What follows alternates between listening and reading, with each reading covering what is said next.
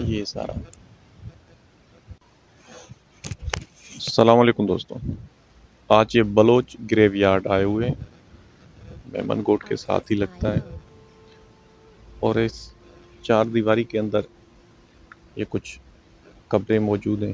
ये लगता है कि यहाँ के किसी बड़े ख़ानदान की घर में से किसी ख़ानदान की कब्रें हैं। ये देखें क्या खूबसूरत डिज़ाइन है इस पे। और वही जो मैंने आपको चौखंडी कब्रिस्तान दिखाया था, वही सेम डिज़ाइन है कि अगर सर पे पगड़ी है, जैसे ये देख रहे हैं आप, ये पगड़ी है, ये भी पगड़ी है, लेकिन ये टूट गई है मेरे ख्याल में। और ये बिल्कुल प्लेन है। अब ये किसी औरत की कब्र हो सकती है और ये किसी मर्द की कब्र हो सकती है, और ये सब साथ ही हैं, एक ही जगह पे।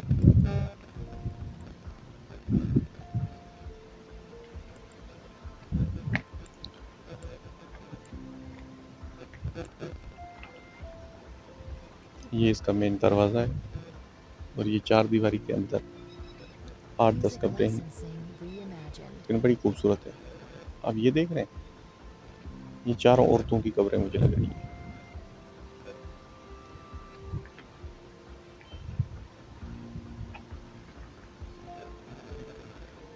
क्या खूबसूरत डिज़ाइन है। ये भी 16वीं से 18वीं सदी के दरमियान जो कलमती बलोच हैं और दूसरे ट्राइब्स यहाँ पे रहते हैं, आज भी यहाँ पे मौजूद हैं, उनकी कब्रें हैं।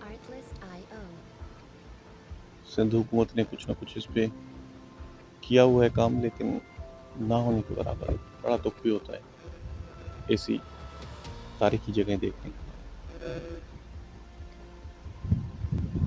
ये सारा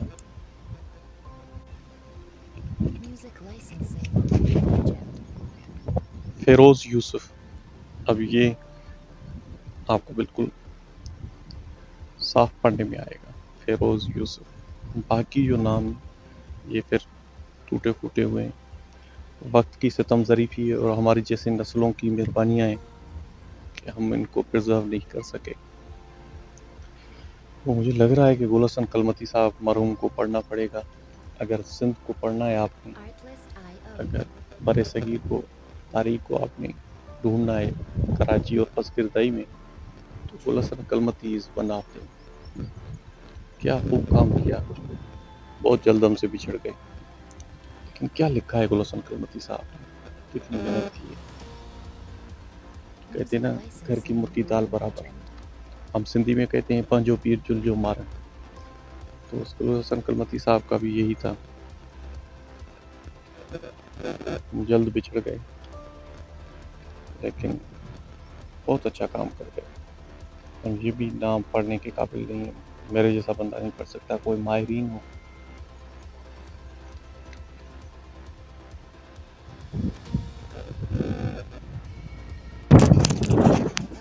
ये पहली 3 कब्रें हैं आज जो मुझे नज़र आई हैं, जिन पे कलमाए तैयबा भी लिखा हुआ है। ये बीच वाली कब्र पे आप देखें, बिल्कुल सेंटर, इसमें ये आपको कलमाए तैयबा नज़र आ रहा होगा, और इन्हीं कब्रों पे नाम भी लिखा हुआ है, लेकिन मुझे बिल्कुल पढ़ने में नहीं आ रहा। यहाँ पे भी शायद लिखा हुआ था, अब नज़र नहीं आ रहा। ये लिखा हुआ है, मुझे नहीं समझ में आ रहा क्या लिखा हुआ है। ये भी लिखा हुआ है। ये मुझे लग रहा है कि जिनके इब्ने मुरीद, कुछ इस तरह लिखा हुआ है। अब अल्लाह आलम, मैं सही पढ़ रहा हूँ गलत पढ़ रहा हूँ। ये देखें, बड़ी खूबसूरत कब्रें हैं, 3 कब्रों का संगम है, और इस पे कलमा तैयबा भी लिखा हुआ है और नाम भी लिखा हुआ है। देखें ना, कितनी पुरानी है।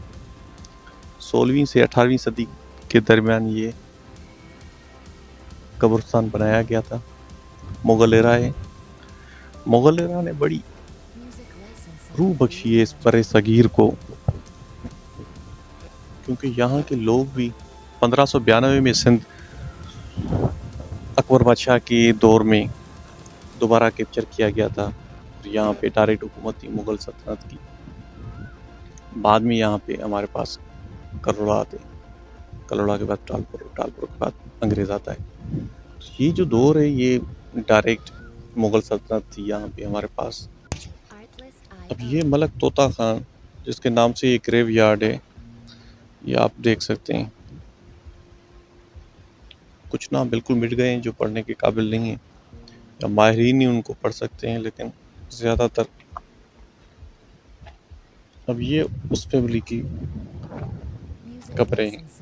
यहाँ पे भी तोता खाना आपको नज़र आएगा, बिल्कुल। अब ये मलिक है, ये बलोच कलमती मलिक भी अपने आप को कहलाते हैं। मलक असद सिकंदर बीवी पाकिस्तान पीपल्स पार्टी के एमएनए जामशोरों में रहते हैं। तो ये उन फैमिली के साथ भी इनका कुछ न कुछ निस्बत है।